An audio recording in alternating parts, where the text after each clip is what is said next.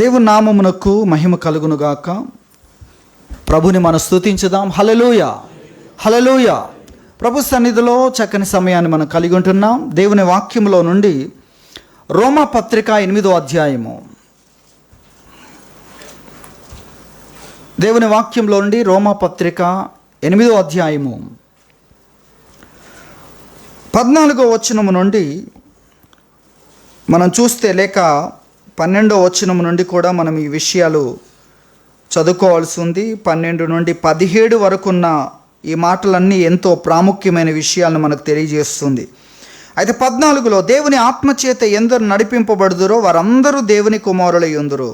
ఏలయనగా మరలా భయపడుటకు మీరు దాస్యపు ఆత్మను పొందలేదు, కానీ దత్తపుత్రాత్మను పొందితిరి.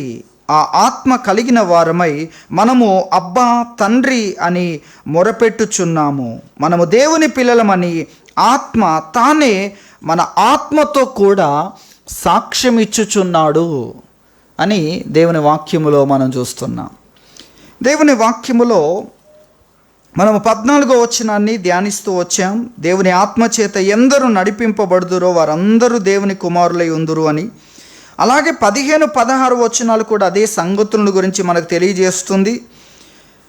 12 నుండి అదే సందర్భాన్ని గురించి రాస్తూ వచ్చాడు. మన శరీరానుసారంగా ప్రవర్తించకూడదు, శరీరానికి మనం రుణస్థులం కాదు. ఒకవేళ మీరు శరీరానుసారంగా ప్రవర్తించినట్లయితే చావవలసిన వారై ఉంటారు, కానీ ఆత్మచేత శరీర క్రియలు మీరు చంపాలి, అప్పుడు జీవిస్తారని తెలియజేస్తూ, దేవుని ఆత్మచేత నడిపించబడిన వారందరూ దేవుని కుమారులై ఉంటారు అని చెప్పాడు. అలాగే 15లో, ఏలయనగా మరలా భయపడుటకు మీరు దాస్యపాత్మను పొందలేదు, కానీ దత్తపుత్రాత్మను పొందితిరి అన్న విషయాన్ని చెప్పాడు. మీరు దాస్యపాత్మను పొందలేదు. ఏ ఆత్మను పొందారు? ఏ ఆత్మను పొందారు? ఏ ఆత్మను పొందలేదు? దాస్యపు ఆత్మను పొందలేదు, కానీ దత్తపుత్రాత్మను పొందితిరి. ఆ ఆత్మ కలిగిన వారమై మనం అబ్బా తండ్రి అని మొరపెట్టుచున్నాము అనే విషయాన్ని తెలియజేస్తున్నాడు. అంతేకాదు, మనం దేవుని పిల్లలమని ఆత్మ తానే మన ఆత్మతో కూడా సాక్ష్యం ఇచ్చుచున్నాడు అన్న విషయాలు ఇక్కడ తెలియజేస్తున్నాడు. మనము దత్తపుత్రాత్మను పొందాము, దాస్యపాత్మను పొందలేదు. దాసులుగా ఉండడానికి, అలాగే భయపడుతూ బ్రతకడానికి మనము అలాంటి ఆత్మను దేవుడు మనకి ఇవ్వలేదు. ఎలాంటి ఆత్మను ఇచ్చాడంటే, దత్తపుత్రులుగా మనల్ని మార్చగలిగిన ఆత్మనిచ్చాడు. దత్తపుత్రాత్మ లేక దత్తపుత్రులుగా స్వీకరించగలిగే ఆత్మను దేవుడు మనకి ఇచ్చాడు. ఆ ఆత్మ ద్వారా మనం ఏమవుతున్నామంటే దేవునికి పిల్లలమవుతున్నాం. దత్తపుత్రులుగా మనల్ని చెయ్యగలిగిన ఆత్మను మనకిచ్చాడు. దాని కొరకు ఇంగ్లీష్ బైబుల్లో ద స్పిరిట్ ప్రొడ్యూసింగ్ సన్షిప్ అనే మాటను చెప్పాడు. ద స్పిరిట్ ప్రొడ్యూసింగ్ సన్షిప్, మనల్ని పిల్లలుగా, తన పిల్లలుగా చెయ్యగలిగిన, మార్చగలిగిన ఆత్మను దేవుడు మనకి ఇచ్చాడు. ఆ ఆత్మ మనల్ని దేవుని పిల్లలుగా చేశాడు. దత్తపుత్రులుగా మనల్ని మార్చగలిగిన, స్వీకృత పుత్రులుగా లేక తన పిల్లలుగా మార్చగలిగిన ఆత్మను మనకిచ్చాడు. గనుక ఈ ఆత్మయే మనము దేవుని పిల్లలమనడానికి సాక్ష్యం. దేవుడు మనలో చేసిన కార్యాలను గురించి ఒకసారి జ్ఞాపకం చేసుకుంటే, కొరింథీయులకు రాసిన 2వ పత్రిక 5వ అధ్యాయం 17వ వచనం మనకు తెలియజేస్తుంది. 2 కొరింథీ 5:17లో మనం చూస్తే, కాగా ఎవడైనను క్రీస్తునందున్న ఎడల వాడు నూతన సృష్టి, పాతవి గతించెను, ఇదిగో క్రొత్తవాయను అన్న విషయాన్ని దేవుని వాక్యములో మనం చూస్తున్నాం. పాతవి గతించెను, అలాగే ఇదిగో క్రొత్తవాయను అంటే all things have become new, అన్నీ కొత్తవైపోయాయి అనేది దేవుని వాక్యం ఇక్కడ మనకు తెలియజేస్తుంది. పాతవన్నీ గతించిపోయి అన్నిటినీ దేవుడు క్రొత్తగా చేశాడు. క్రీస్తులోనికి వచ్చిన వ్యక్తి జీవితంలో అన్నిటినీ కూడా ఏం చేశాడు? క్రొత్తగా చేశాడు అన్న విషయం దేవుని వాక్యం తెలియజేస్తుంది. అలాగే తీతు పత్రిక 3:5లో మనము చూస్తే పరిశుద్ధాత్మ మనకు నూతన స్వభావాన్ని కలుగజేశాడు. ఇప్పుడు మన స్వభావము ఎటువంటిది? నూతనమైనది అన్న విషయాన్ని దేవుని వాక్యం తెలియజేస్తుంది. ఇంతగా ఎందుకు దేవుడు లోపలి నుండి, పాతది ఉందా? లేదు. పాతవన్నీ ఏం చేశాడు? తొలగించేశాడు. ఇప్పుడు అన్నీ క్రొత్తవే, అన్నీ క్రొత్తవే. కాబట్టి కనిపించాల్సిందేంటి? క్రొత్తదనమే. కానీ ఎందుకు పాతది కనిపిస్తుంది? ఎవడైనా క్రీస్తునందున్న ఎడల వాడు నూతన సృష్టి, క్రొత్త వ్యక్తి. పాతవన్నీ తొలగించబడ్డాయి, సమస్తము క్రొత్తవిగా చేయబడ్డాయి. ప్రతిదాన్ని దేవుడు ఏం చేశాడు? క్రొత్తదిగా, నూతనమైంది చేశాడు. పాతవన్నీ తొలగించాడు. అలాగే పరిశుద్ధాత్మ మనకు నూతన స్వభావాన్ని కలగజేశాడు అన్న విషయాన్ని కూడా దేవుని వాక్యంలో చూస్తున్నాం. ఆయన ఇచ్చిన ఆ యొక్క స్వభావము కూడా క్రొత్తదే. పాతది మనలో ఏమీ లేదు, సమస్తము క్రొత్తగా చేశాడు క్రీస్తులోనికి రాగానే. అలాగే పరిశుద్ధాత్మను మనకిచ్చాడు. ఆ పరిశుద్ధాత్మ మనల్ని దత్తపుత్రులుగా చేశాడు, దేవుని పిల్లలుగా మనల్ని మార్చాడు. మనం దేవుని పిల్లలం. ఎలా నువ్వు దేవుని బిడ్డవు? దేవునికి నీకున్న కనెక్షన్ ఏంటి అంటే దేవుని ఆత్మ మనలో ఉండడం సాక్ష్యం. కాబట్టి దేవుని ఆత్మ ఏం చెప్తున్నాడంటే నీవు ఈ లోక సంబంధివి కాదు, గతంలో ఏదో నీవు అనుకున్నట్లుగా ఆ వ్యక్తివి కాదు, నీవు క్రొత్త వ్యక్తివి. అలాగే నీవు దేవుని బిడ్డవు. ఎలాగంటే నిన్ను దేవుని బిడ్డగా చెయ్యగలిగిన నన్ను దేవుడు నీలోనికి పంపించాడు. అందుకే దేవుని వాక్యం తెలియజేస్తుంది, రోమాపత్రిక 8:9 దేవుని ఆత్మ మీలో నివసించి ఉన్న ఎడల మీరు ఆత్మ స్వభావము గలవారే కానీ శరీర స్వభావం గలవారు కారు. ఎవడైనా క్రీస్తు ఆత్మ లేనివాడైతే వాడు ఆయన వాడు కాడు. ఈ ఆత్మ ఎంతటి సాక్ష్యమో మనం గ్రహించాలి. క్రీస్తు ఆత్మ లేనివాడు ఆయన వాడే కాడు. చూడండి ఎటువంటి విషయం మనం చూస్తున్నాం. సాతాను ఎంత శోధించినా నీవు లోక సంబంధమైన వ్యక్తివే, లోక సంబంధంగా బ్రతికిన వ్యక్తివి, నీవు క్రీస్తును వ్యతిరేకించిన వ్యక్తివి, క్రీస్తుకు దూరంగా బ్రతికిన వ్యక్తివి, ఆయన వాక్యాన్ని వినని వ్యక్తివి అని గతాన్ని చూపించి ఎంత వాడు యొక్క కుట్రలతో కుతంత్రాలతో మన మీద యుద్ధం చేసిన మనలో దేవుని ఆత్మ ఉంటే వాడేమీ చేయలేడు. ఎందుకంటే దేవుని ఆత్మే సాక్ష్యం. ఇది నాది కాదు, ఇది దేవుని ఆత్మ. దేవుడు తన ఆత్మను, నువ్వు ఎలా దేవుని బిడ్డవయ్యావు? దేవునిలో ఉండి నన్ను దేవుని వలె, ఆయన కుమారుని వలె, ఆయన బిడ్డ వలె మార్చగలిగింది దేవునిలో నుండి నాలోకి వచ్చింది. ఆ సహజమైన విధానంలో నేను దేవుని వలన జన్మించిన వ్యక్తిగా దేవునిగా మార్చగలిగే ఆ ఆత్మ నాలోనికి రావడం ద్వారా నేను దేవుని బిడ్డనయ్యాను. ఈ డీటెయిల్స్ అన్నీ, ఈ క్లియరెన్స్ అంతా ఎందుకు ఇస్తున్నాడు? మనము దేవుని పిల్లలం, మనం దేవుని పిల్లలం. దేవుని యొక్క వ్యక్తిత్వాన్ని ఈ లోకములో మనం కలిగి ఉండాలి. అందుకొరకు దేవుడు మన పాతవన్నీ తొలగించాడు, పాతవి ఇప్పుడు లేవు. అలాగే అన్నిటినీ కొత్తగా చేశాడు, అన్ని క్రొత్తవే. ఇప్పుడు నువ్వు నేరం మోపడానికి కానీ, రుణస్థుడుగా ఉన్నాను అని ఇక దేని గురించో, గతముని గురించో దేని గురించో మాట్లాడడానికి వీల్లేదు. ఎందుకంటే అది లేదు, ప్రతిదీ క్రొత్తగా చేశాడు. అలాగే నీవు దేవుని బిడ్డగా నిన్ను మార్చగలిగిన దాన్ని దేవుడు నీ లోపలికి పంపించాడు. అయితే ఈ రోజుల్లో ఎందుకు ఆ విధంగా నిజమైన దేవుని పిల్లలుగా ఉండలేకపోతున్నారు? ఆ విషయాన్ని జ్ఞాపకం చేసుకుందాం చివరిలో. ఎందుకు? దేవుడు ఇంతగా చేశాడు కదా, తన పిల్లలుగా స్వీకరించగలిగిన, చేయగలిగిన పరిశుద్ధాత్మను మనకి ఇచ్చాడు.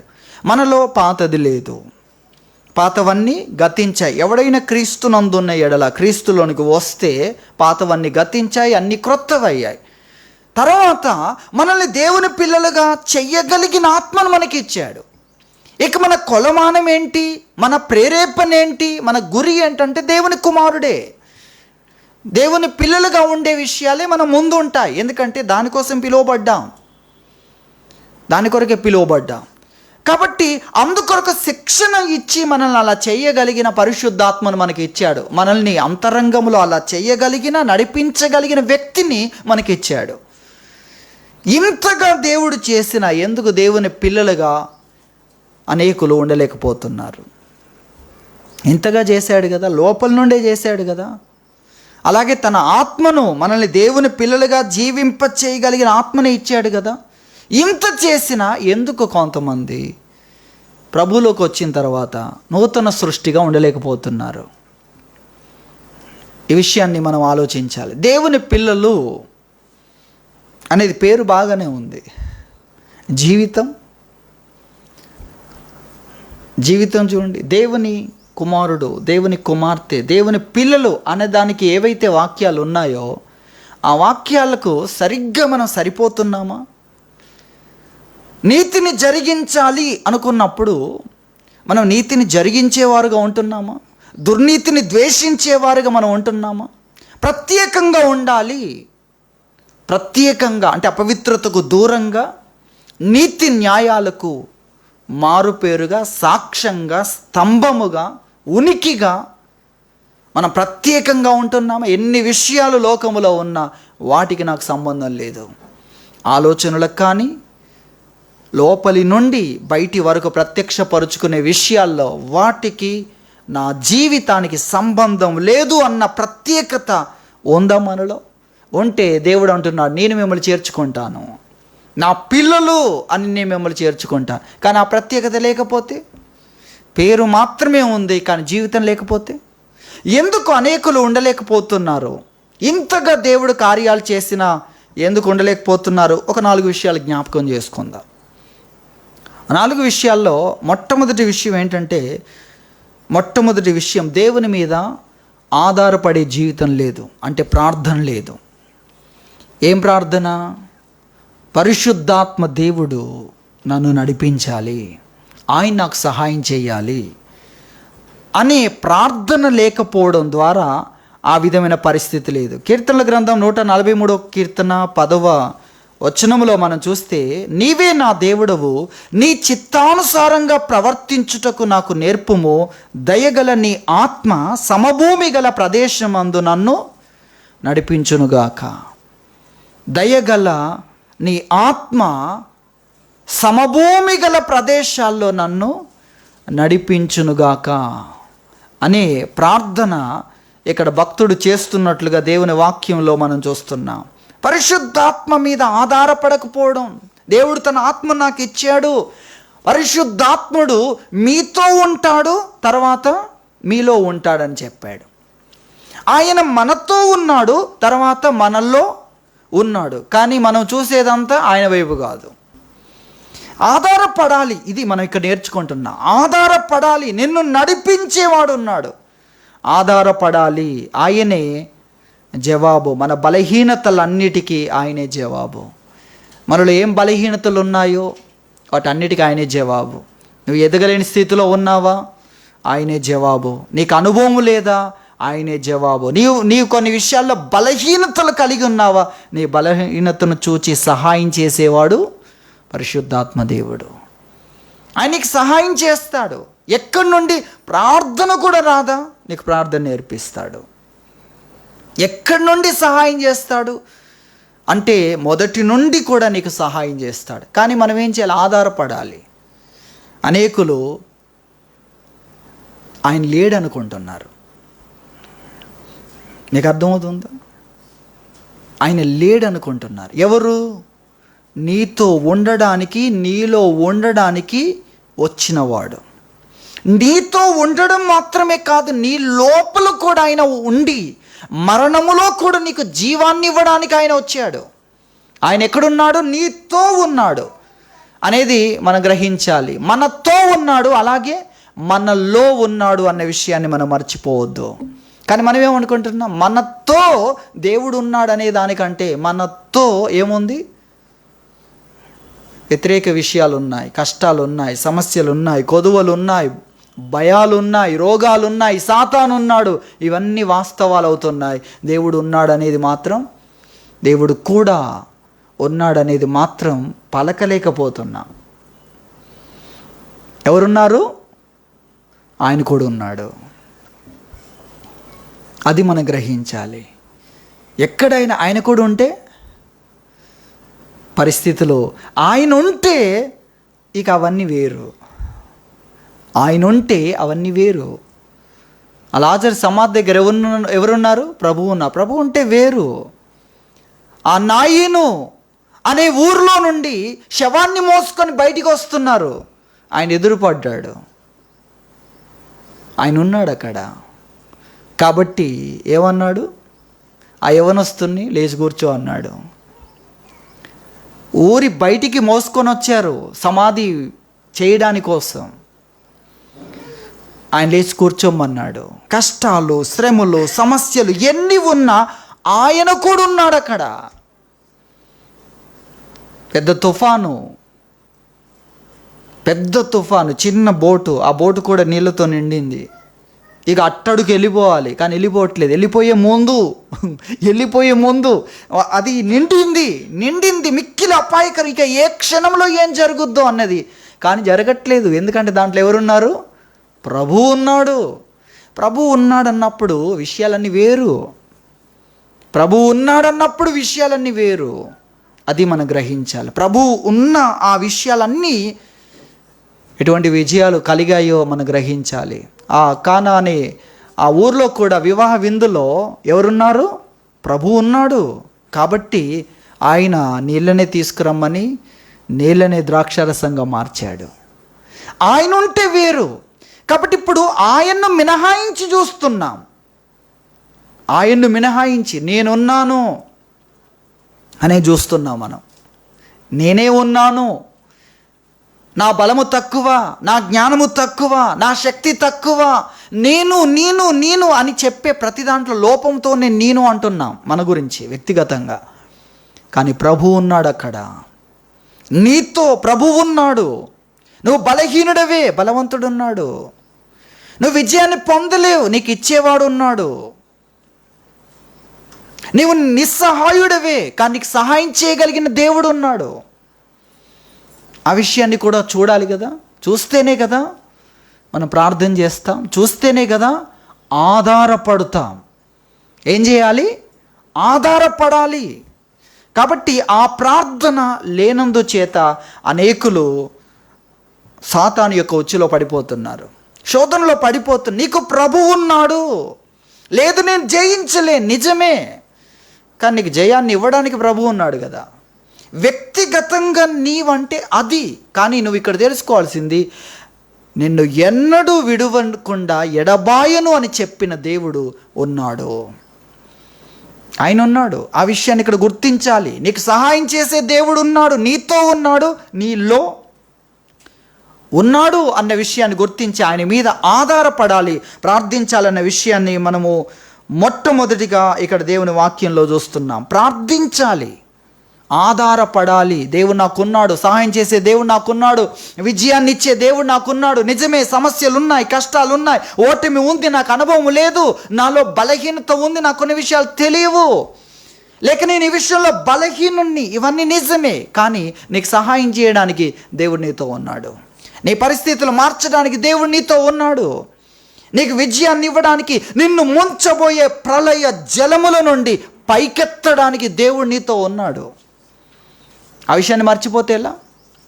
నెఫీలును గురించిన విషయాలు విన్నప్పుడు ఆ సంఖ్యాకాండం 14వ అధ్యాయంలో వారందరూ కొల్లుమని ఏడవడం మొదలుపెట్టారు. అయిపోయింది, మా పిల్లలు వాళ్ళకి ఆహారం అవుతారు అని ఏడవడం మొదలుపెట్టారు. కానీ ఒక ఇద్దరు వ్యక్తులు మనం వారిని జయించగలం, గెలవగలమని ధైర్యంగా వారు చెప్తున్నారు. అందరితో ఎలా చెప్తున్నారు? దేవుణ్ణి బట్టి. కానీ దేవుణ్ణి మనం మర్చిపోయామనుకోండి, సాతానుకు మన మీద ఉన్న విశ్వాసం ఏంటో తెలుసా? నువ్వు దేవుని వైపు చూడవని. సాతానుకు మన మీద ఉన్న ఆశ ఏంటో తెలుసా? నీ సంగతి ఏంటో వాడు బాగా తెలుసు గనక వాడు దాన్నే అంచనా వేసుకున్నాడు. కానీ నువ్వు అడిగితే దేవుడు ఏం చేస్తాడో వాడికి తెలియదు. వాడికి ఏం తెలియదు. వాడికంటే మనం జ్ఞానవంతులం కావాలంటే ఏం చేయాలో తెలుసా? దేవుని గురించి తెలుసుకోవాలి. సాతానుతో ఏమన్నాడు? నువ్వు మనుషుల సంగతులు ఆలోచించుచున్నావు కానీ దేవుని సంగతులు నీకు తెలియదు. మనిషి యొక్క ఆలోచనలు చూస్తుంటే వాడికి ఎంత ఎంకరేజ్ అవుతుందో. ఎందుకంటే మనిషి ఎప్పుడు కూడా అధమమైన స్థితిలోనే ఆలోచిస్తూ ఉంటాడు. పాప సంబంధమైన స్థితిలో, నీచమైన స్థితిలో, బలహీనమైన రోగముతో, అనారోగ్య పరమైన విధానంలోనే ఆలోచిస్తుంటాడు. అది వాడికి ఎలా ఉంటుంది? నాకు దొరకగలిగిన వ్యక్తి, నా కుట్రలకు, కుతంత్రాలకు, నా శోధనకు. ఎందుకంటే నువ్వు ఎప్పుడు బలహీనంగా క్రింది స్థాయిలోనే ఆలోచిస్తుంటావు. ఇలా ఆలోచించే నిన్ను పై స్థానంలోనికి తీసుకొని వెళ్ళగలిగిన దేవుడు నీకు ఉన్నాడు. సాతానికంటే మన జ్ఞానవంతులం కావాలంటే దేవుని గురించి ఆలోచించండి చాలు. అది మనం అర్థం చేసుకోవాలి. సాతానికి ఇష్టం లేని గ్రంథం ప్రకటన గ్రంథం. ఎందుకంటే అక్కడ వాడి ఓటమి ఉంది. ఇప్పుడేముంది? అందరిని జయిస్తూ, నేను జయిస్తూ ఉన్నాను, అందరినీ లొంగ తీసుకుంటున్నా, అందరినీ పడవేస్తున్నా, అందరినీ ఈడ్చుకొని వెళ్తున్నాను అనుకుంటాడుగా. నీ పతనం ఎలా ఉంటుందో తెలుసా? నువ్వు చేసే ఈ పనులన్నీ దేవుడు నీ మీద మోపినప్పుడు నువ్వు ఎలా ఉంటావో తెలుసా అన్నప్పుడు ఎలా ఉంటుంది?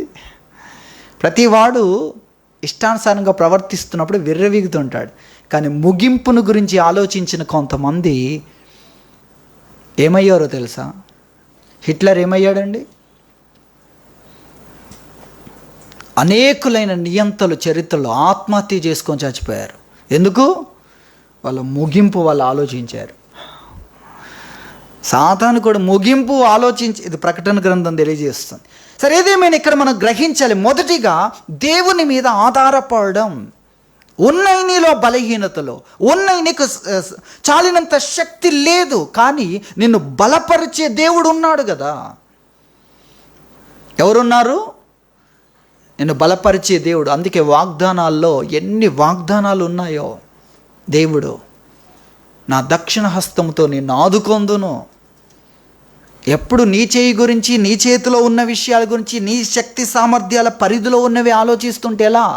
నిన్ను పట్టించుకునే ఒక వ్యక్తి ఉన్నాడు కదా, నేను ప్రేమించే వ్యక్తి ఉన్నాడు కదా, నీ కొరకు సమస్తాన్ని చెయ్యాలి అని చింతించే ఒక వ్యక్తి ఉన్నాడు కదా.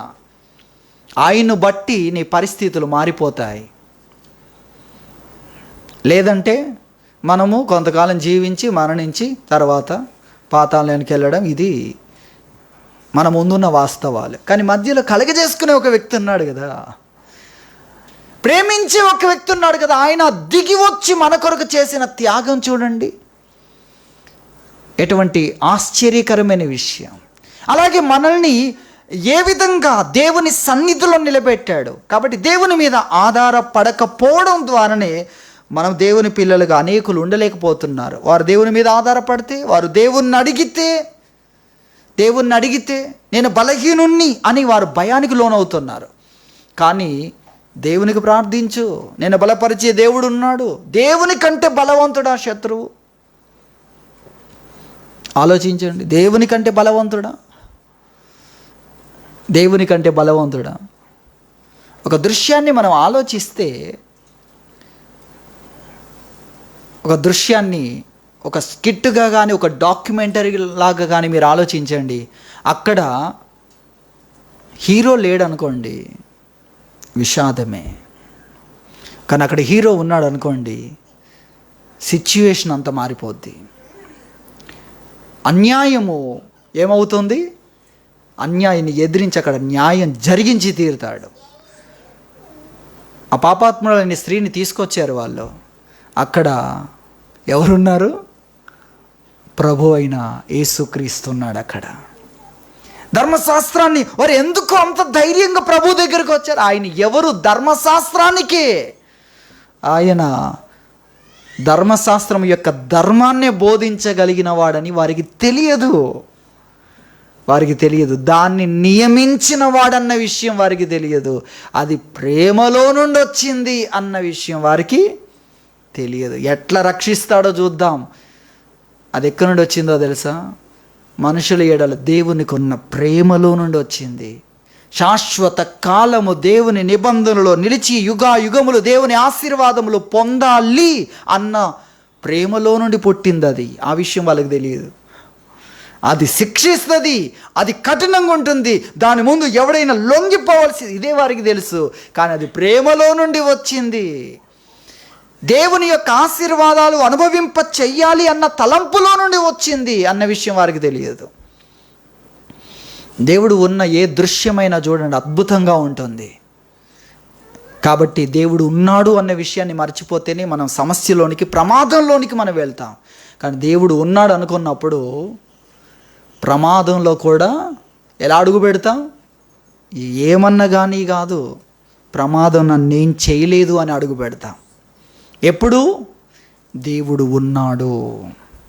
ఆ విషయాన్ని ఇక్కడ మొదటిగా మనం గుర్తించాలి. కాబట్టి శోధనలు చూసి, మన వైపున బలహీనతను చూసి, మన వైపున అనారోగ్యాన్ని చూసి ఆ విధంగా కాదు, దేవుడు కూడా సహాయం చేయగలిగిన దేవుడు. నీ జీవితంలో ఏ లోపం కలిగి ఉన్నావో దేవునికి తెలుసు. ఆయనకి అన్నీ తెలుసు. మన బలహీనతలు అన్నీ దేవునికి తెలుసు. మనం ఆయన దగ్గరికి రాకముందే మన సంగతి ఏంటో ఆయనకు తెలుసు. అలాంటి మన పట్ల ఎందుకు ఇంత గొప్ప ఆలోచనలు ఆలోచించాడు అంటే నీవు కాదు, ఆయన కారణం. మన గురించి అంత తెలిసి దేవుడు ఎందుకు ఇంత గొప్పగా ఊహిస్తున్నాడు అంటే కారణమైంది ఒకటి ఉంది, అదే పరిశుద్ధాత్మ. ఆయన మీద ఆధారపడు, ఆయనకు ప్రార్థించు. నువ్వు సహకరిస్తే ఒక రకంగా కార్యం చేస్తాడు, సహకరించకపోతే నేను మోసుకొని కూడా నీకు విజయాన్ని ఇవ్వగలడు. నువ్వు నడిస్తే నడిపిస్తాడు, నువ్వు నడకపోతే ఎత్తుకొని నువ్వు చేరుకోవాల్సిన గమ్యానికి తీసుకొని వెళ్ళగలడు. నీకు అర్థమవుతుందా? ఆయనకు ప్రార్థించి చూడు, ఆధారపడి చూడు అన్న విషయాన్ని మనం గుర్తించాలి. కాబట్టి అనేకులు నమ్మట్లేదు, కాబట్టి ఆధారపడట్లేదు. వారు నమ్మేది ఏంటి? నా రోగాన్నే నేను నమ్ముతాను, నెగిటివ్నే నేను నమ్ముతాను, పాజిటివ్ నమ్మను. ఏంటి? దయ్యాన్నే నమ్ముతాను, దేవుని నమ్మను. చీకటినే నమ్ముతాను, మరణాన్నే నమ్ముతాను, రోగాన్నే నమ్ముతాను, సమస్యలనే నమ్ముతాను అనే పరిస్థితిలో ఉన్నారు చాలామంది. నేను కాదు, చాలామంది అటువంటి పరిస్థితిలో ఉన్నారు. వ్యతిరేకతనే నమ్ముతావా? వ్యతిరేకతే శక్తివంతమైందా? దేవుడు సర్వశక్తిమంతుడు. హల్లెలూయా. దేవుడు సమస్తాన్ని చేయగలిగిన వాడు. ఆయనకు అసాధ్యమైంది ఏది లేదు. ఆయన్ని నమ్మడం మనం నేర్చుకోవాలి. ఆయన తెలియని వారంతా నెగిటివ్ని నమ్ముతూ ఉంటారు. ఆయన తెలిసిన వాడు నెగిటివ్ను కాదు, పాజిటివ్ను మనము నమ్మడం నేర్చుకోవాలి. దేవుడిచ్చే విజయాన్ని బలహీనుని ఎలా బలపరుస్తాడో, శక్తిహీనునికి ఎలా బలాభివృద్ధి కలగజేస్తాడో, రోగిని ఎలా ఆరోగ్యవంతునిగా చేయగలడో, మరణాన్ని ఎలా జీవముగా మార్చగలడో ఆయన్ను గూర్చి ఆయన మీద ఆధారపడాలి. ఇది మొదటి విషయం. ఆధారపడని వారే ఓడిపోతున్నారు. వారు నమ్మట్లేదు, శోధనని నమ్ముతున్నారు. వారు నమ్మట్లేదు దేవుణ్ణి. నా వల్ల కాదనేది నమ్ముతున్నారు. నీ వల్ల కాదనేది కాదు, దేవుడు చెయ్యగలడు అని నమ్మి ప్రార్థించి ఆయనకు అవకాశం ఇస్తే చాలు. కొన్నిసార్లు దేవుడు ఏం చెప్పాడు తెలుసా? నీకు ఓపిక లేదు, నాకు తెలుసు, కాబట్టి నువ్వేం చేయకన్నాడు. ఎంత బాగుంది అది! ఏం చేయమంటాడో దేవుడు కొన్నిసార్లు నిన్ను ఏం చేయొద్దు అంటాడు. కొన్ని విషయాల్లో ఏం చెప్పగలడంటే నువ్వు ఊరక నిలుచుండి చూడు, నేనేం చేస్తానో చూడు. కొన్నిసార్లు ఓపిక లేదా, సహనము లేదా, ఖాళీగా కూర్చొని చూడు. నువ్వేం చెయ్యకు, ప్రార్థన చేసావు కదా, అయిపోయింది. ప్రార్థన చేసాక నువ్వేం చేయకు, చూడు ఆయన ఏం చేస్తాడో చూడు. ఆయన్ని పిలిచాను కదా, ఆయన చేతిలో పెట్టాను కదా, ఏం చేస్తాడో నేను కూడా చూడాలి అనుకొని చూడు. చేసి పెడతాడు దేవుడు కార్యాలు. అటువంటి అనేకమైన విషయాలు వాక్యములో భక్తుల జీవితాల్లో నేటికి అనేకులు సాక్ష్యాలు చెప్తున్నారు. నువ్వు నమ్మకపోయినా ఆయనకు అవకాశం ఇస్తే చాలు. కొన్నిసార్లు మనం దేవుణ్ణి నమ్ముతున్న సైతానికి ఛాన్స్ ఇస్తే పరిస్థితి తలకిందులైపోతుంది. అందుకే అపవాదికి చోటు ఇయ్యకుడి అని చెప్పాడు. అలాగే నువ్వు దేవునికి చోటిస్తే పరిస్థితులు ఎలా ఉంటాయి? అనుకూలంగా, అద్భుతంగా ఉంటాయి. దేవునికి చోటు ఇవ్వడం అంటే ఏంటి? ఆయన చేసేదాన్ని నేను చూడాలనుకుంటున్నాను, అదే చోటు ఇవ్వడం. కాబట్టి ప్రార్థించక అనేకులు దేవుని పిల్లలుగా ఉండలేకపోతున్నారు. మొదటి విషయం. రెండవది, సమయం అయిపోయింది, నేను ముగించడానికి ఇష్టపడుతున్నాను. 4 విషయాలు త్వరగా చెప్తాను. రెండో విషయం ఏంటంటే దేవుని స్వరము తెలియక. దేవుడు మాట్లాడుతుంటే ఆయన స్వరము గుర్తుపట్టలేక దేవుని పిల్లలు ఉండలేకపోతున్నారు. దేవుడు ప్రతి వ్యక్తికి మాట్లాడతాడు. దేవుడు ఉన్నంత అందుబాటులో శ్రమ కూడా ఉండదు నీకు. అర్థమైందా? కష్టాలు కూడా నీకు అంత అందుబాటులో ఉండవు. నాకు ఎప్పుడు కష్టాలే అనుకుంటున్నావా? అంతకంటే అందుబాటులో ఉన్నవాడు దేవుడు. అది మీరు అర్థం చేసుకోవాలి. దేవుడు ఎంత అందుబాటులో ఉంటాడో మనకు ఆశ్చర్యం. అంత అందుబాటులో ఉంటాడు దేవుడు. కాబట్టి ఆయన స్వరాన్ని, నీకు నిజమైన అవసరత కలిగినప్పుడు దేవుడు నీ దగ్గరే ఉన్నాడు. కానీ ఆయన స్వరాన్ని అనేకులకు తెలియట్లేదు, ఆయన స్వరాన్ని గుర్తుపట్టలేకపోతున్నారు. అందుకొరకు నువ్వు బైబిల్ ప్రతిరోజు చదవాలి. ఇదిగో ఆయన స్వరం. ఆయన స్వరం ఏంటి? వాక్యం. వాక్యము ఆయన స్వరం. దేవుని వాక్యంలో యోహాను సువార్త 6:63 చూస్తే ప్రభు మాట్లాడుతున్నాడు. ఆత్మయే జీవింప చేయుచున్నది, శరీరము కేవలం నిష్ప్రయోజనము. నేను మీతో చెప్పి ఉన్న మాటలు ఆత్మయు జీవమునయున్నవి అని చెప్పాడు. ఇప్పుడు నేను చెప్పే మాటలు ఏవైతే ఉన్నాయో అవే ఆత్మ అని చెప్పాడు. ఆత్మ యొక్క స్వరము వాక్యం. యేసు ప్రభు చెప్పే మాటలే పరిశుద్ధాత్మ. కాబట్టి పరిశుద్ధాత్ముడు స్వరం ఏంటంటే వాక్యం.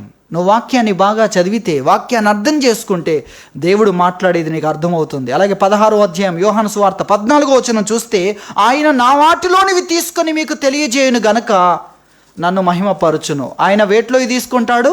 పరిశుద్ధాత్మని గురించి మాట్లాడుతూ యోహాను సువార్త 16వ చెప్తున్నాడు, ఆయన నా వాటిలోనివి తీసుకొని మీకు తెలియజేస్తాడు.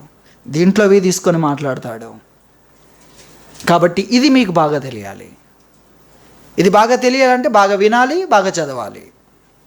మీరు వింటున్నా ఇది ఇందులో ఉండే వినే వాటిలో నుండి వాక్యం వినాలి. చదవలేని వారు వాక్యం వినాలి, చదవగలిగిన వారు చదువుతూ వాక్యము వినాలి. ఎంత వాక్యం వింటే అంత దేవుని స్వరము నీకు అర్థమవుతుంది. కాబట్టి ఎందుకు దేవుని పిల్లలుగా ఉండలేకపోతున్నారంటే దేవుని స్వరము, దేవుడు ఏం చెప్తున్నాడో తెలియట్లేదు. బాగా వినేవారికి దేవుని స్వరం ఏంటో అర్థమవుతుంది. అప్పుడు దేవుని పిల్లలుగా ఉండడానికి వీలవుతుంది. మూడవదిగా దేవుడు ఏం చెప్పాడంటే పాపాన్ని ఎదిరించమన్నాడు. నీకు అర్థమవుతుందా? పాపాన్ని ఏం చేయమన్నాడు?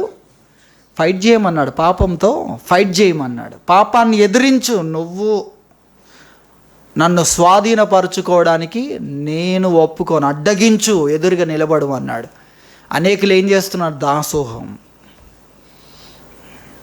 అది రాకముందే వీళ్ళు రెడీ. దేవుడు ఏం చేయమన్నాడు? ఎదిరించు. మనం హెబ్రీ పత్రిక 12వ అధ్యాయం 4వ చూస్తే మీరు పాపముతో పోరాడుటలో రక్తము కారునంతగా ఇంకా దానిని ఎదిరింపలేదు అన్న మాటను చెప్పాడు. ఏం చెప్పాడు? పాపముతో పోరాడుటలో రక్తము కారునంతగా ఇంకా దాన్ని ఎదిరించలేదు. నీ ప్రాణాన్ని లెక్క చేయలేనంతగా నువ్వు దాన్ని ఎదిరించట్లేదు. నువ్వు స్ట్రగుల్ అవుతున్నావు, కానీ దాన్ని ఎదిరించే దాంట్లో ప్రాణాన్ని కూడా నేను లెక్క చేయను అన్న స్థితిలోకి నువ్వు ఇంకా రావట్లేదు. అది మనం అర్థం చేసుకోవాలి. ఎదిరించట్లో ఎలా ఉండాలంటే స్ట్రగుల్ అవుతూ ఉండడం కాదు, నిశ్చింతగా ఉండడం. అంటే దాని విషయంలో ప్రాణాన్ని కూడా లెక్క చేయని దగ్గర స్ట్రగుల్ అవుతూ ఉంటామా? ఆ స్థితిలోకి రావాలి. పాపాన్ని ఎదిరించే కారణం కోసం నా లైఫ్నే నేను లెక్క చెయ్యను. ప్రాణాన్ని లెక్క చెయ్యని వాడు ఏ కారణం కొరకు ప్రాణాన్ని లెక్క చేయకుండా ఉన్నాడో భయపడతాడా? సైనికుడు ఉన్నాడండి, దేశం కొరకు ప్రాణాన్ని లెక్క చేయని వాడు. అతన్ని గన్నుతోనో బాంబుతోనో బెదిరించడం సాధ్యమవుతుందా? ప్రాణాన్ని లెక్క చేయని స్థితిలో ఉన్నవాడు స్ట్రగుల్, దాని ఇందును గూర్చి ప్రత్యుత్తరం ఇవ్వాలన్న చింత మాకు లేదు అన్నాడు. చూసారా వారు షద్రక్ మేషక్ అబేద్నెగో. దాని అర్థం అది. మాకు చింత లేదు, అయ్యో రాజుతో ఎలా చెప్పాలి, ఎలా ఆయన కన్విన్స్ చేయాలి, ఆ చింత మాకు లేదు. ఇక్కడ అలా చెప్పాడు. కాబట్టి పాపముతో పోరాడుటలో దాన్ని మీరు ఎదిరించాలి. రక్తము కారునంతగా, అంటే నీ ప్రాణాన్ని లెక్క చేయనంతగా ఆ విషయంలో ఆ స్థితికి నువ్వు రావాలి అనే విషయాన్ని చెప్పాడు. అందుకొరకు అనేకులు అలాంటి స్థితికి రాలేదు కనుకనే దేవుని పిల్లలుగా ఉండలేకపోతున్నారు. పాపం విషయంలో ఏ త్యాగానికైనా మేము సిద్ధం అని దాన్ని ఎదిరించగలిగిన వ్యక్తిగా ఉన్నట్లయితే నిజంగా పాతవి మనలో కనిపించవిక. దేవుడు మనలో ఏ కార్యాన్ని చేశాడో దేవుడు చేసిన పని కనబడుతుంది, బయటికి దేవుని నైపుణ్యం కనబడుతుంది. మన జీవితంలో దేవుని కార్యాల ప్రదర్శన కనబడుతుంది. మన అంతరంగములో మనకు మాత్రమే తెలిసేటట్లుగా దేవుడు ఏం చేశాడో అది ఇతరులు కూడా చూడగలుగుతారు. ఎప్పుడు నువ్వు పాపాన్ని ఎదిరించే విషయంలో ప్రాణాన్ని కూడా లెక్క చేయలేని స్థితిలోకి వచ్చినప్పుడు అది మనం గుర్తించాలి. అలా అనేకులు రాలేకపోతున్నారు. కానీ వాక్యం చెప్తుంది అలాంటి స్థితికి రా. పాపాన్ని ఎదిరించే విషయంలో ప్రాణాన్ని కూడా లెక్క చేయకు. ఇక ఎలా ఉంటామండి ఆ విషయంలో? ఎంత స్ట్రైట్గా ఉంటావు? ప్రాణం కూడా నేను లెక్క చేయట్లేదు. పాపాన్ని జయించే విషయంలో అది దేవుని వాక్యం మనకు తెలియజేస్తుంది. గలతీ పత్రిక 5:24 చూస్తే, క్రీస్తు యేసు సంబంధులు శరీరమును దాని ఇచ్చలతోనూ దురాశలతోనూ సిలువ వేసి ఉన్నారు. ఎవరు? క్రీస్తు యేసు సంబంధులు శరీరాన్ని ఏం చేశారు? సిలువ వేశారు. ఎలా సిలువ వేశారు? దాని కోరికలతో, దాని దురాశలతో సిలువ వేశారు. ఎవరు? క్రీస్తు యేసు సంబంధులు. ఏం చేశారు? క్రీస్తు యేసు సంబంధులు ఏం చేస్తారు? శరీరాన్ని సిలువేస్తారు. శరీరం యొక్క కోరికలతో దురాశలతో సిలువేస్తారు. క్రీస్తు యేసు సంబంధులు కాని వాళ్ళు ఏం చేస్తారు? కోరికలు రాగానే, దురాశలు రాగానే ఏం చేస్తారు? ఆహ్వానిస్తారు, వండనిస్తారు, పీట కూడా వేస్తారు. ఎవరు? క్రీస్తు యేసు సంబంధులు కాని వాళ్ళు. కానీ క్రీస్తు యేసు సంబంధులు ఏం చేస్తారు? సిలువ వేస్తారు. శరీరాన్ని దాని కోరికలతో, దాని దురాశలతో సిలువ వేస్తారు. ఇది దేవుని వాక్యం తెలియజేస్తుంది. సిలువ వెయ్యని వారు ఏమవుతారు? వాటికి లొంగిపోవాల్సిన పరిస్థితి ఏర్పడుతుంది అనేది మనం గుర్తించాలి. అందుకే మనం శరీరానుసారంగా ప్రవర్తించుటకు మన శరీరానికి రుణస్థులం కాము. శరీరానుసారంగా ప్రవర్తించిన ఎడల చావవలసిన వారమయ్యుందుము అని 8వ అధ్యాయం రోమాపత్రిక 12-13 తెలియజేస్తున్నాయి. అలాగే రోమాపత్రిక 6వ అధ్యాయం 12-13 చూస్తే, కాబట్టి శరీర దురాశలకు లోబడినట్లుగా చావునకు లోనైన మీ శరీరం అందు పాపమును ఏలనీయకుడి, పాపమును రానివ్వకండి శరీరంలోనికి అని చెప్పాడు. అలాగే మరియు మీ అవయవములను దుర్నీతి సాధనములుగా పాపమునకు అప్పగింపకుడి, పాపానికి ఇవ్వకుని అవయవాలను. కన్నులు ఇవ్వకు, మనసునివ్వకు, పాపాన్ని గురించి ఆలోచించడానికి సమయాన్ని ఇవ్వకు, మనస్సునివ్వకు, నీ అవయవాలు ఇవ్వకు. దాన్ని చూడడానికి కానీ, దాని గురించి మాట్లాడడానికి కానీ, దాన్ని తలంచడానికి కానీ నీ శరీర అవయవాలను దుర్నీతి సాధనములుగా పాపమునకు ఇవ్వకండి. ఇస్తున్నారు చాలామంది. అందుకేమవుతున్నారు? పేరుకే దేవుని పిల్లలు. నిజమైన జీవితం పాపముతో, దేవుడు ఇష్టపడని వద్దన్న విషయాలతో వారి జీవితం ఉంది. ఎందుకు ఇచ్చారు? వారు మనస్సునిచ్చారు, ఆలోచించడానికి, ఇష్టపడడానికి మనస్సునిచ్చారు, హృదయాన్ని ఇచ్చారు, చూడ్డానికి కన్నులనిచ్చారు, అవయవాలను ఇస్తున్నారు. దేనికి? దేవుడు వద్దన్న వాటికి ఇస్తున్నారు. అందుకే చెప్పాడు రోమాపత్రిక 8:13 మీరు శరీరానుసారంగా ప్రవర్తించిన ఎడల చావవలసిన వారయ్యుందురు, కానీ ఆత్మచేత శారీరక క్రియలు చంపిన ఎడల జీవిస్తారని చెప్పాడు. కాబట్టి శరీర దురాశలకు లోబడినట్లుగా చావునకు లోనైన మీ శరీరం అందు పాపమును ఏలనివద్దు అన్న విషయాన్ని ఇక్కడ తెలియజేస్తున్నాడు. 6వ అధ్యాయం 16 చూడండి రోమాపత్రికలో, లోబడుటకు దేనికి మిమ్మును మీరు దాసులుగా అప్పగించుకొందురో అది చావు నిమిత్తం పాపమునకే కానీ, నీతి నిమిత్తం విధేయతకే కానీ దేనికి మీరు లోబడుదురో దానికే మీరు దాసులవుతారు అని చెప్పాడు. చాలా ప్రాముఖ్యమైన విషయం. చాలామంది అనుకుంటారు లోపలికి రాగానే దానికి అవకాశం ఇస్తే ఏదో ఒకసారి అవకాశం ఇస్తున్నాను అని అనుకుంటున్నారు. కానీ నువ్వు దేనికి లోబడుతున్నావో దానికి దాసులు అవుతావు అని వాక్యం చెప్తుంది. అది దేవునికైనా శోధించే సాతానికైనా. నువ్వు దేనికి లోబడితే దాని మీద నువ్వు గొప్పవాడివి కాదు, దానికి బానిస అవుతావు, దానికి దాసుడు అవుతావు. కాబట్టి లోబడిన ప్రతి వాడిని అదేం చేస్తుంది? దాసులుగా చేసుకుంటుంది. అందుకే పాపం విషయంలో కొన్ని విషయాలు చెప్పాడు దేవుడు. పాపం విషయంలో అది సర్పం అని చెప్పాడు. అదేంటి? సర్పం. అది కాటు వేస్తే ఏమవుద్ది? నీది ఉండదు ఇక.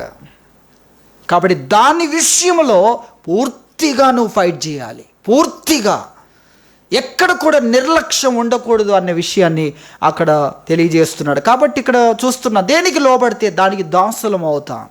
కాబట్టి సాతాను ఏం చేస్తాడు? చాలా చిన్న చిన్న విషయాలు అన్నీ తీసుకొని వచ్చి లోబడడానికి వాడు ప్రయత్నం చేస్తుంటాడు. మనం అనుకుంటాం చిన్న విషయాలే కదా, అదేం చేస్తుంది నన్ను, చూసారా, అదేం చేస్తుంది నన్ను. కొన్ని ఆరోగ్య సూత్రాలు ఉన్నాయనుకోండి, వాటిని అతిక్రమించే వాళ్ళు ఉన్నారు, వారు బానిసలై ఉన్నారు ఇప్పటికీ. మీరు అర్థం చేసుకోవాలి. వేటిని తీసుకోకూడదో, ఏవి ప్రమాదకరమైనవో అందులో నిపుణులు కూడా అందులో పడ్డారంటే దాన్ని నిర్లక్ష్యం చేశారు. ఇప్పుడు దానికి వీళ్ళు అది మా చేతిలో ఉంటుంది అనుకున్నారు. అలా కుదరదు. నువ్వు దేనికి లోబడితే దానికి దాసుడు అవుతావు. కాబట్టి మనము దేవుడు చెప్పిన దానికే లోబడాలి. ఇది ఎందుకు చెప్తున్నాడు? నీవు గనక దానికి అవకాశం ఇస్తే నీవు బానిస అవుతావు, నీవు దాసుడు అవుతావు. అది నీ మీద యజమాని అవుతుంది. దేవుడు వద్దన్న చెట్టు ఫలం తింటే ఏమవుద్దు అనుకున్నారు? తింటే దేవతలు అవుతాం, తినకపోతే ఏం కాదు అనుకున్నారు. కానీ తినగానే ఏం జరిగింది? వీళ్ళు బానిసలైపోయారు. అధికారం అంతా సాతానుది అయిపోయింది. ఆ విషయాన్ని ఇక్కడ తెలియజేస్తున్నాడు. కాబట్టి పాపముతో పోరాడుటలో ప్రాణము లెక్క చేయనంతగా నువ్వు ఫైట్ చెయ్యాలి. ఏం చేయాలి? మౌనంగా కూర్చోవాలా? ఫైట్ చెయ్యాలి. శత్రువుతో, విరోధమైన వాటితో, నిన్ను శోధిస్తున్న వాటితో ఖచ్చితంగా నువ్వేం చేయాలి? ఫైట్ చెయ్యాలి. లేదు నేను ఫైట్ చేసే స్థితిలో లేను అనుకుంటే నువ్వు పారిపోవాలి.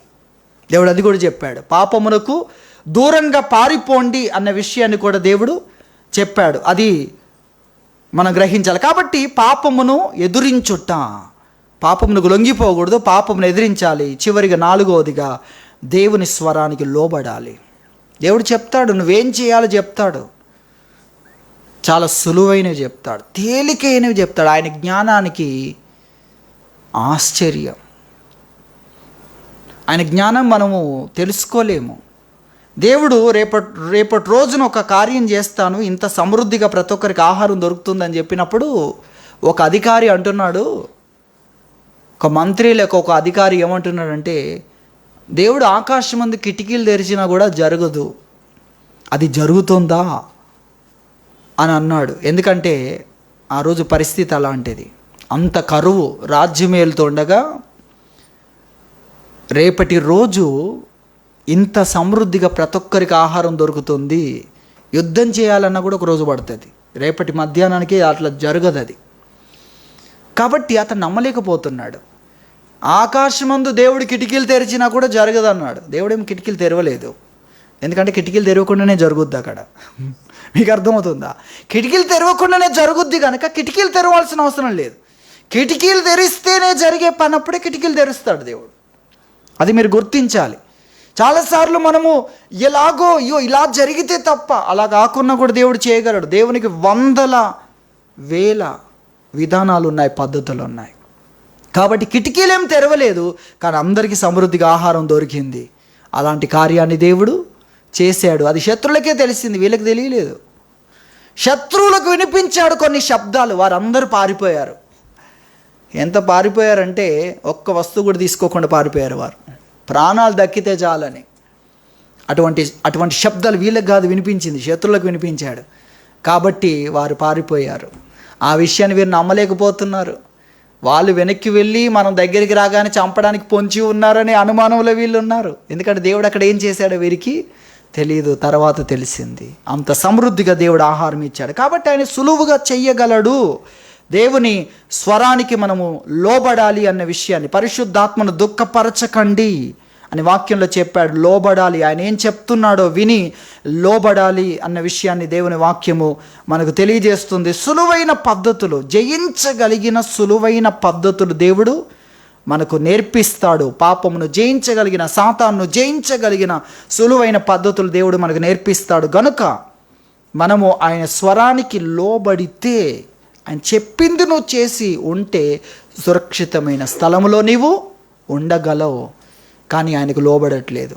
దేనికి లోబడుతున్నారు? సైతాన్ చెప్పేదానికి లోబడుతున్నారు. అందుకు వారు దేవుని పిల్లలుగా ఉండలేకపోతున్నారు. నువ్వు ఎవరికి లోబడుతున్నావు? దేవునికి లోబడి ఉంటే నువ్వు దేవుని బిడ్డగా కనబడతావు. దేవుడు చెప్పిన మాట కాకుండా సైతాన్ చెప్పిన దానికి లోబడితే నువ్వు ఎలా కనబడతావు? లోక సంబంధిగా, శరీర సంబంధిగా, సాతాను సంబంధిగా కనబడతావు. అలా చేయడమే వాడి ప్రయత్నం. నువ్వు సైతాను సంబంధి కావాలి, లేదా లోక సంబంధం అన్న కావాలి. కానీ దేవుని బిడ్డగా కాకూడదని వాడు శోధిస్తూ ఉంటాడు. కానీ నువ్వు దేవుని మాట వింటే నువ్వు చేయగలిగిన దాంట్లోనే సులువైన వాటిని చెప్పగలడు. ఆయన వర్తమాన, భూత, భవిష్యత్ కాలాల్లో ఉన్నవాడు. ఆయనకు అన్నీ తెలుసు. కాబట్టి ఆయన నీకు నేర్పిస్తాడు, ఆయన నీకు బోధిస్తాడు. అది మనం గ్రహించాలి. ఆయన మనకు బోధిస్తాడు. మన దగ్గర ఉన్న చిన్న విషయాలతోనే విజయాన్ని ఇస్తాడు. నీకున్న వాటితోనే దేవునికి విజయాన్ని ఇవ్వగలడు. నువ్వేదేదో ఆలోచించాల్సిన అవసరం లేదు. ఆయన మాట వింటే చాలు. ఆయన మాట వినక అనేకులు దేవుని పిల్లలుగా ఉండలేకపోతున్నారన్న విషయాన్ని దేవుడు మనకు తెలియజేస్తున్నాడు. కాబట్టి దేవుని మీద ఆధారపడక, దేవుని స్వరాన్ని గుర్తించక, పాపాన్ని ఎదిరించక, దేవుడు చెప్పే మాట ఏంటో దానికి లోబడక అనేకులు దేవుని పిల్లలుగా ఉన్న స్థితి నుండి దిగజారుతున్నారు, పడిపోతున్నారు. కానీ దేవుడైతే మనలో చేసిన కార్యాలు, మన పాతవన్నీ తొలగించాడు, అన్నిటిని క్రొత్తగా చేశాడు, మనల్ని దేవుని పిల్లలుగా మార్చగలిగిన పరిశుద్ధాత్మనిచ్చాడు, దేవుని పిల్లలుగా చేయగలిగిన ఆయన నడిపింపును మనకిస్తున్నాడు.